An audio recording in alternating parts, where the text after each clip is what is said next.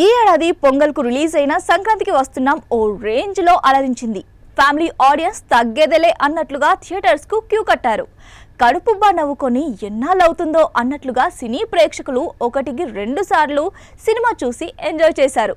పోటీలో game changer, Daaku Maharaj సినిమాలున్నా కూడా వాటిని వెనక్కు నెట్టి విజేతగా నిలిచింది. విక్టరీ వెంకటేష్ హీరోగా, ఐశ్వర్య రాజేష్ హీరోయిన్గా నటించిన ఈ సినిమా మార్చి 1న అటు టీవీలోనూ ఇటు ఓటీటీలో ఒకేసారి రిలీజ్ అయింది. ఇంకేముంది, వన్స్ మోర్ అంటూ ఆడియన్స్ టీవీలకు అతుక్కుపోయారు.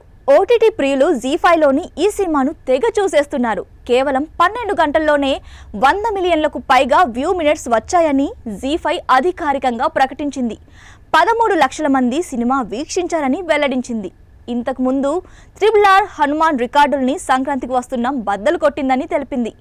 జీ5 ప్లాట్ఫామ్లోనే బిగ్గెస్ట్ ఓపెనింగ్ అంటూ ఏకంగా పోస్టర్ రిలీజ్ చేసింది. సంక్రాంతికి వస్తున్నాం సినిమాకు అనిల్ రావిపూడి దర్శకత్వం వహించారు.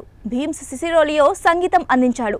వెంకీ మామ భార్యగా భాగ్యంగా ఐశ్వర్య, అలాగే మాజీ ప్రియురాలిగా మీనాక్షి చౌదరి, వెంకటేష్ కొడుకుగా బుల్లిరాజుగా రేవంత్ భీమల అద్దరగొట్టారు. కొరికేత్త నిన్ను అంటూ బుల్లిరాజు చేసే కామెడీ కోసమైనా సినిమా చూడాల్సిందే అంటున్నారు. అన్నట్లు ఈ మూవీ ఓటీటీలో తెలుగులోనే కాకుండా తమిళ్, హిందీ, మలయాళ, కన్నడ భాషల్లోనూ అందుబాటులో ఉంది.